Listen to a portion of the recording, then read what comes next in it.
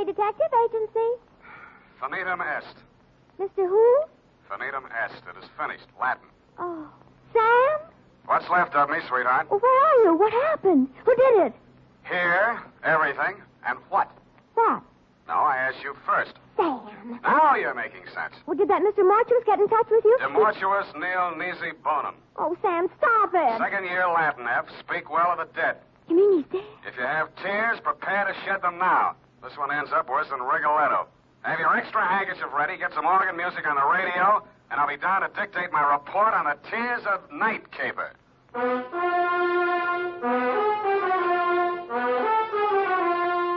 Dashiell Hammett, America's leading detective fiction writer and creator of Sam Spade, the hard-boiled private eye, and William Spear, radio's outstanding producer-director of mystery and crime drama, join their talents to make your hair stand on end with the Adventures of Sam Spade. Presented by the makers of Wild Root Cream Oil for the hair. You know, just a little Wild Root Cream Oil in your hair can mean a world of improvement in your general appearance. Just try it and see. See how Wild Root Cream Oil Hair Tonic grooms your hair neatly and naturally, relieves dryness, and removes loose dandruff. Yes, you'll be glad to discover that just a few drops of Wild Root Cream Oil make a big difference. So if you've never tried it before, get the 25-cent Get Acquainted size and ask for it by name. Wild Root Cream Oil Hair Tonic. Again and again, the choice of men and women and children, too. And now, with Howard Duff starring as Spade, Wild Root brings to the air the greatest private detective of them all in the Adventures of Sam Spade.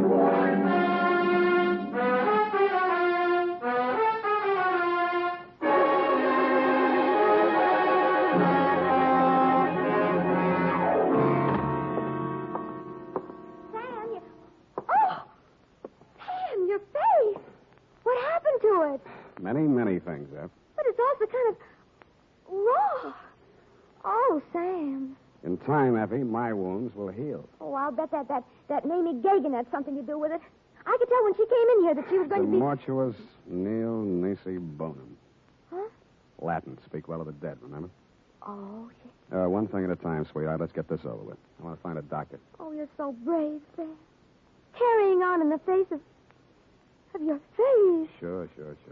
You won't be satisfied until you just die for your profession. Yeah, well, if I do, nil nisi bonum, Effie. Nil nisi bonum. That means? Latin means, you have bony knees.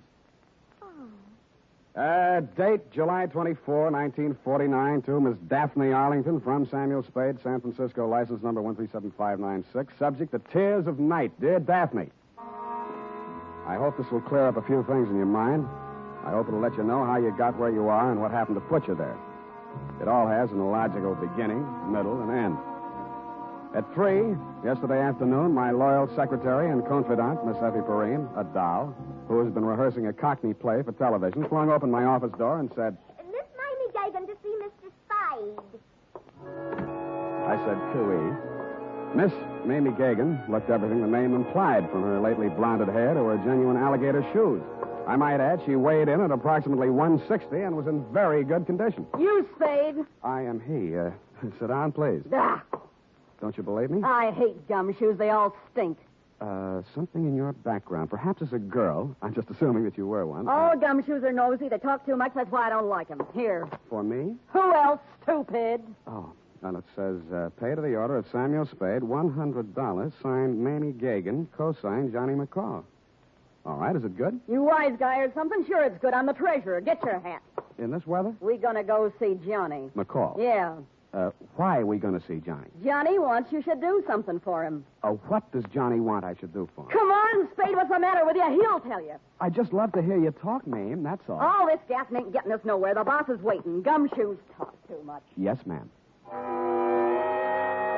Well, maybe we do, but ours is a lonely profession. Mamie led me to a large Cadillac parked in a no-parking zone. She tore the ticket up and ate it. We got in and charged through traffic towards Burlingame. About a half a mile this side of the main highway, we turned off to the left, and pretty soon we were winding up a private road to a fine old colonial mansion. 2 or 3 private patrolmen were guarding the entrance. They all needed shaves. They kind of nodded as we went up to the front door. Naturally enough, it didn't open, but a peep shutter did. Yeah. It's me, Feely. This is the private peeper the boss wants to see. Open up. Okay. How are you feeling, Mr. Feely? Screw. All kinds of folks around. This way, Spade. How is it? Mamie, I got your peepers. Okay. Inside. Here he is, Johnny, flat feet and all. His name's Spade. They are I not. know. I picked him myself. Go on, beat it. I hate gumshoes. Boo. I don't mind Mamie. She's kind of bitter. Yes, she is. She did a lousy job on her hair last time. It's all streaky. Yeah, I noticed. Go on, sit down. Nice place, Johnny. Nice place. How's the gross? Oh, ain't as good as running beer, but them days are gone. I do all right. 2 crap tables, 2 faro games, a little roulette in the living room, but I have to be careful. Yeah, you seem to have plenty of muscle outside to keep you safe and comfy. Punks, all of them. But the best I can get nowadays, no good gunsels left. Guess they all got married and settled down or something. All right, Johnny, it's cool and it's nice out here. You make a living, and I got a check for $100. Why? Well, in my line, I don't generally have much use for a private eye. I don't generally like 'em, Neither does Mamie. but I can use one right now. Ever see this before? No? Well, it's a little bit of necklace. Necklace case. Called the Tears of Night or something. Yeah? And it's worth quite a chunk of Geetus. These 4 diamonds are good stuff.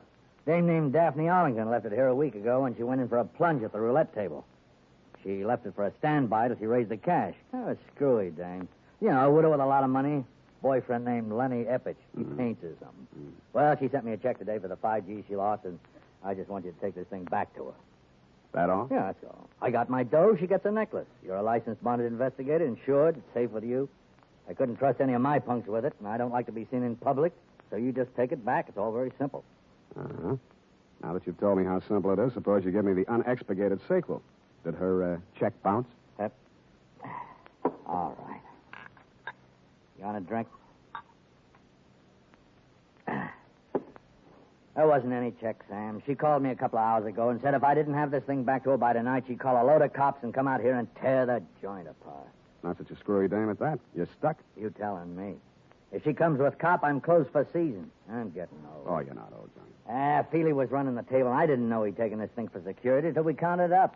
Stupid Feely. I should have pushed his mush in or something. Letting a dame like that make us a setup. Well, maybe you'll do better next time. Oh, ain't gonna be no next time, Spade. Well, here's her address. Here's the ice. Just take it to her, and I'll chalk it up to experience. You better get yourself a new boy at that table, Johnny. You telling me. You telling me. Well, bye.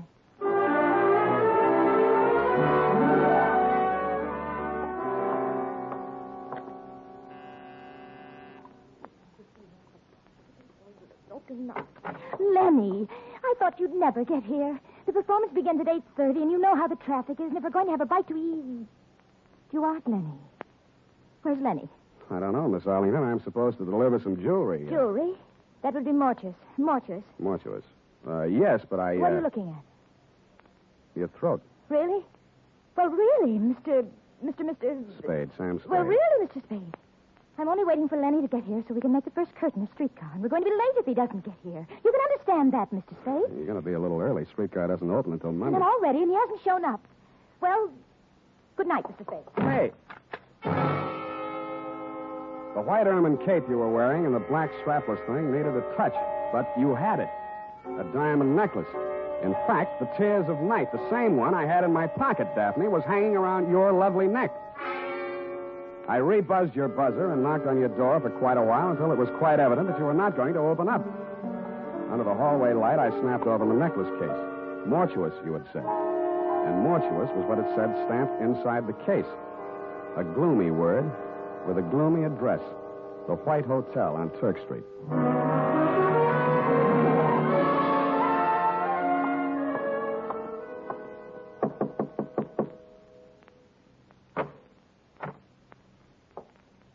Hannibal Mortuous. At your service, sir.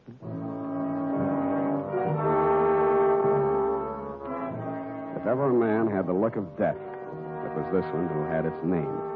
He was older than old, cadaverous, and in his skull-like head, his eyes were white. He was wearing a flannel nightshirt. You find me a bit indisposed, Mr. Spade. And the clerk at the desk said it was a matter of jewelry. Therefore, Hannibal Mortuous is at your service. Now then, sir, what is so urgent? I came to ask you about a diamond necklace. I found your name stamp on the inside here. House of Mortuous, most respected name in diamonds, as well as all the lapidary arts. Most respected. Fine jewels and the name Mortuous is synonymous the world over. I am the last of 4 sons. But continue, Mr. Spade. Well, I just want you to take a look at this. Uh-huh.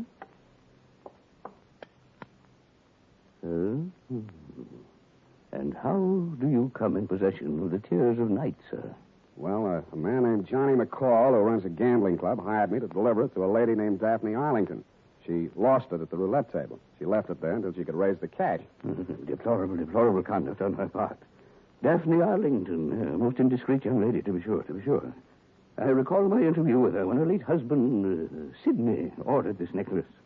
A lovely body, propelled by a ridiculous mind. For shame, such conduct, a gambling house, the Tears of Night, a pawn. Well, this is real, then? It isn't phony? Mr. Spade, I am a gemologist. The House of Mortuus. Of course, it's real. Take a good look. When an artist creates a dazzling thing of beauty such as this, would he be so unlikely as to forget the time, the patience, the agony of his creation? See how each stone is carefully mounted to capture every single pinpoint of light. Mm-hmm. An incomparable masterpiece. An incredible money. How much money? Well, on the wholesale market, about 10,000. Arlington? He paid 25, but he had it, as I say, incomparable. Yeah. Yeah, well, I saw another one just like it tonight. Ridiculous. The finest workman at best could only create a crude resemblance. This kind of work demands an artist, sir, an artist. But tell me, Latent in anguis herba? Huh? My second year Latin escapes me. Snake in the grass. Something wrong? Something wrong, yeah. You are concerned for the safety of this piece. I have a small safe in my room. You may have the key if you care. I'll take it with me. Thank you, Mr. Mortuus. My pleasure, Mr. Spade. Omnia mortuus bonum vocat est. All speak well of Mortuus, of Panzer. Good evening.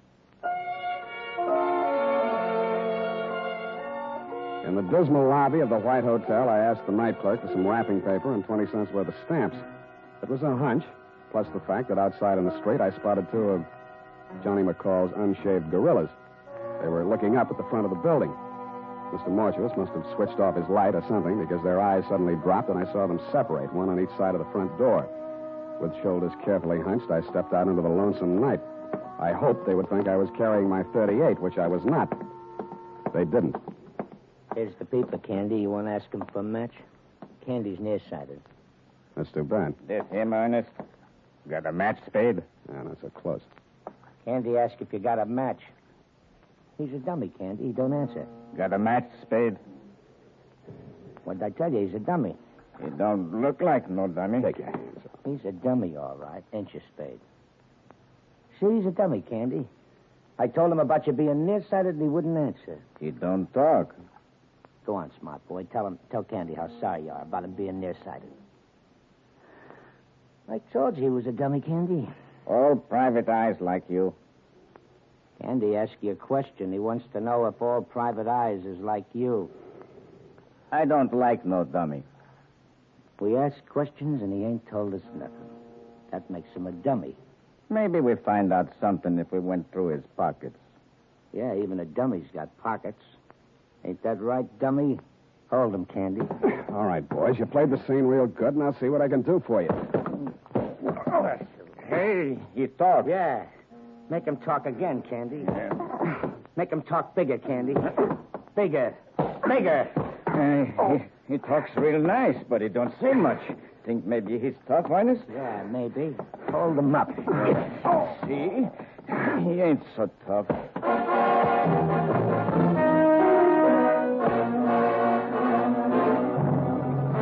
No, I wasn't. And I didn't feel like talking on that quiet little street where the only noise was my face pounding on their fists. I didn't have the necklace anymore, but they had to find out the hard way. The hard way for me.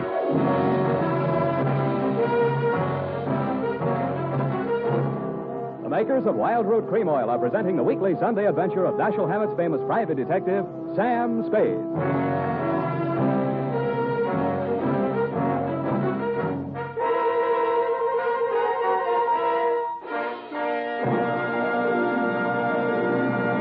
Now, here's important news on good grooming. If you want the well-groomed look that helps you get ahead, socially and on the job, listen. Recently, thousands of people from coast to coast who bought Wild Root Cream Oil for the first time were asked, how does Wild Root Cream Oil compare with the hair tonic you previously used? The results were amazing. Better than 4 out of 5 who replied said they preferred Wild Root Cream Oil. Remember, non-alcoholic Wild Root Cream Oil contains lanolin. It grooms the hair naturally, relieves dryness, and removes loose, ugly dandruff. So if you want your hair to be more attractive than ever before, get the generous new 25-cent size of Wild Root Cream Oil, America's leading hair tonic, on sale at all drug and toilet goods counters. It's also available in larger economy bottles and the handy new tube. By the way, smart girls use Wild Root Cream Oil, too, and mothers say it's grand for training children's hair. Get Wild Root Cream Oil. Again and again, the choice of men and women and children, too.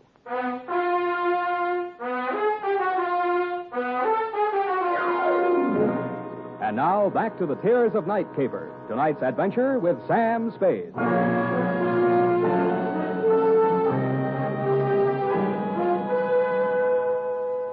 I remember trying to wake up a couple of times. I was dreaming that we were driving along in a giant Cadillac. Big Mamie was sitting on my lap.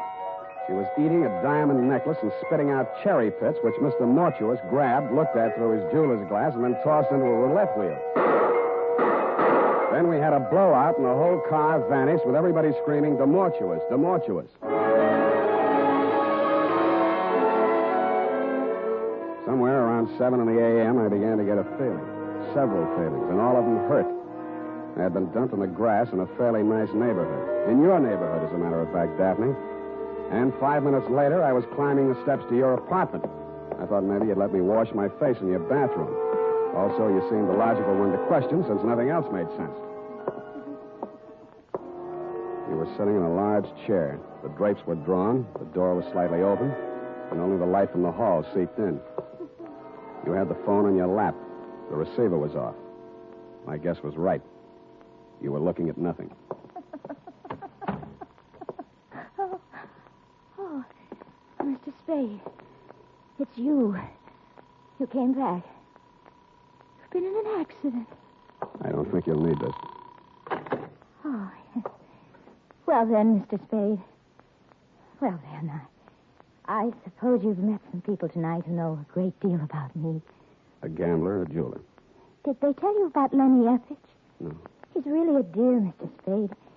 Quite the nicest boy I've met since Sidney was killed in that horrible automobile accident. Sidney and I had so many things together. I do think he enjoyed being alive with me. I mean, I cried when Sidney was killed. I really did. I cried. Miss Arlington, I didn't know what to do. I cried. That was 3 years ago, but now I have Lenny. He's really a dear.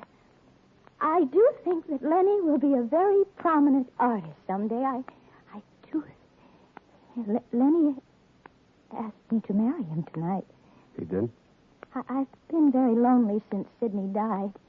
Lenny isn't interested in my money.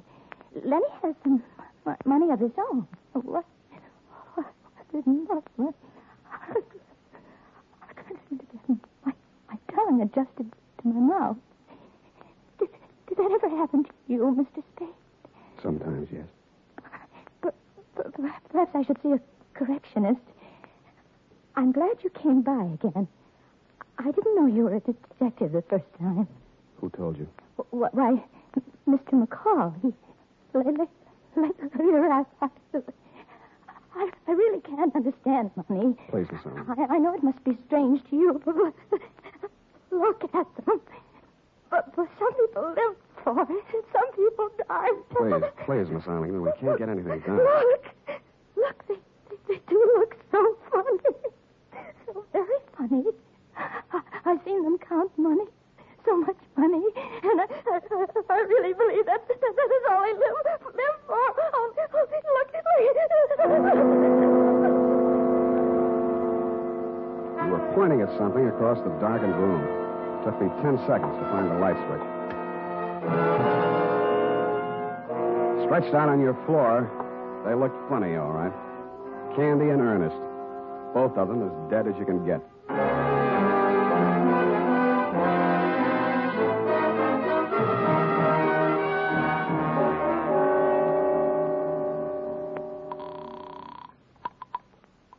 Hello, darling. Darling, I've been waiting all night. I knew you'd telephone and give me your answer. I knew you'd marry me. Your name, Lenny Effie? Why, yes, but I was expecting... My name's Spade. I'm a private investigator. I'm calling from her apartment. Daphne's? Now, listen. There's been a couple of murders here. Murders? She's had quite a jolt. She's going to need you and all the help she can get to bring her out of it. I've called homicide, and it might be pretty rough for her. I'll be right over. Bring a doctor. Right. And a lawyer. I'm afraid she'll need one of those, too. I've got a good one. We'll be there. Thanks, Mr. Spade. He showed up about the same time the crew from homicide got there. Your fiancé's a good guy. He talked fast and urgently, as did the doctor and lawyer he brought with him, and through their combined efforts, you were removed not to police headquarters, but to the private hospital in which you are now a patient. It was obvious from the powder test that you could not have fired the .45 which ended the lives of Candy and Ernest. It was also obvious that the murders had been done elsewhere. But who had done them remained to be seen. Ah, Spade, I've been expecting you. Come in, sir. I've been amusing myself with your chessboard. Sit down. Oh, you had a hectic night. Yeah, your boys were pretty rough. Candy and Ernest, two men of another world, Mr. Spade, not our world. Allow me to apologize for that action. I want more than an apology, Mr. Mortuus. And if that's my gun and it looks like it, it's got a hair trigger. And if you'll pardon me for saying so, your hands are a little shaky. I underestimated you, Spade. Such an ingenious method of protecting the tears of night.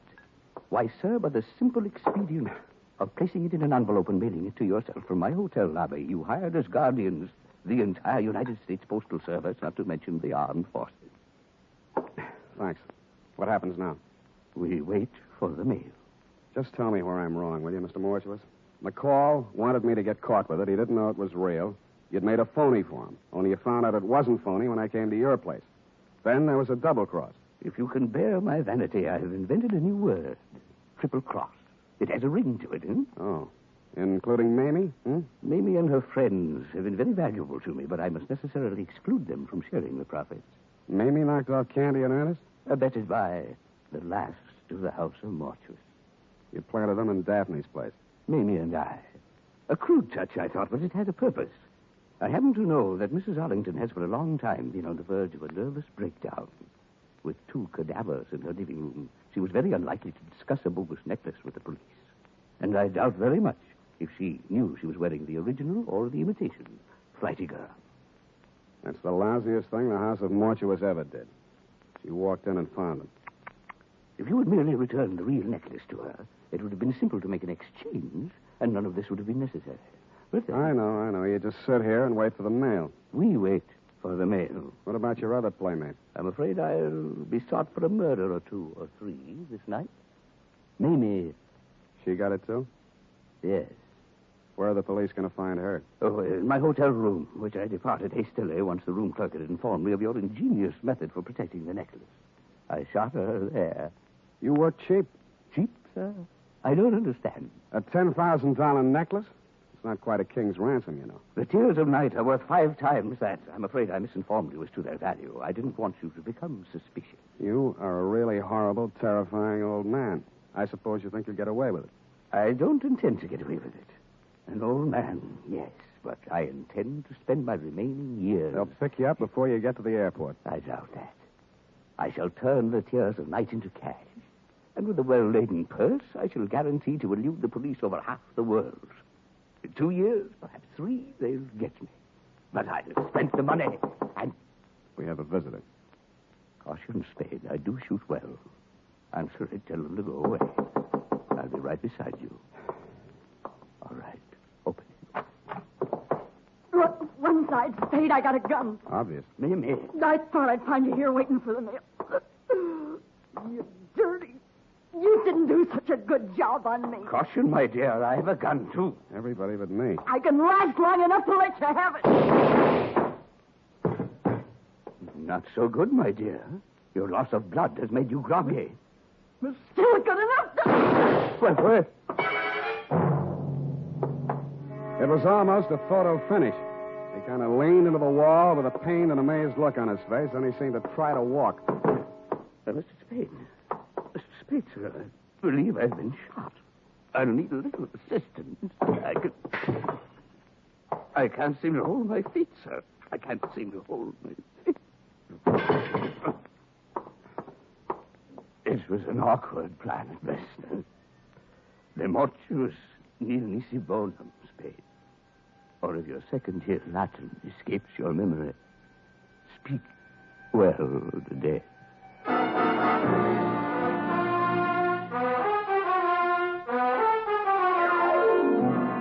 Period, and a report. Oh, Sam. All those people. 4 in all. And that poor girl, Daphne. How she must have felt when she saw it. Oh, Sam. Yeah, it was pretty bad. You poor darling. Well, it's about time. And you go right home. In fact, I'm going to take you home. Yeah? Then what? Well, You are a registered nurse, maybe? Hmm? I... Go type that up. I am completely well, and when you return, we shall Indian wrestle. Certainly, Sam. And now, listen to this. Shopping note. Tonight or tomorrow, get a family-sized bottle or handy tube of Wild Root Cream Oil, America's favorite hair tonic. Oh, really? Good night, Sam. Good night, sweetheart.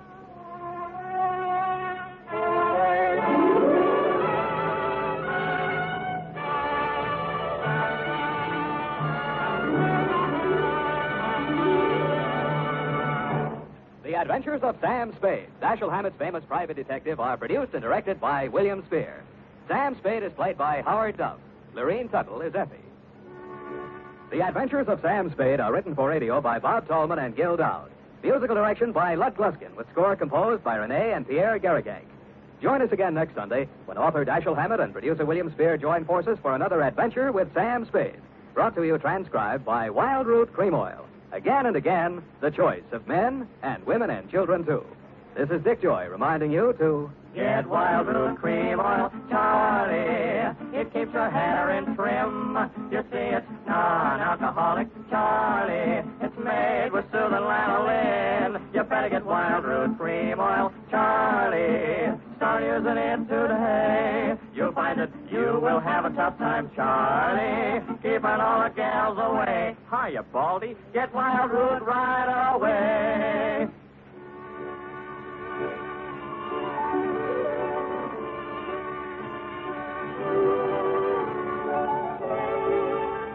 This is CBS, the Columbia Broadcasting System.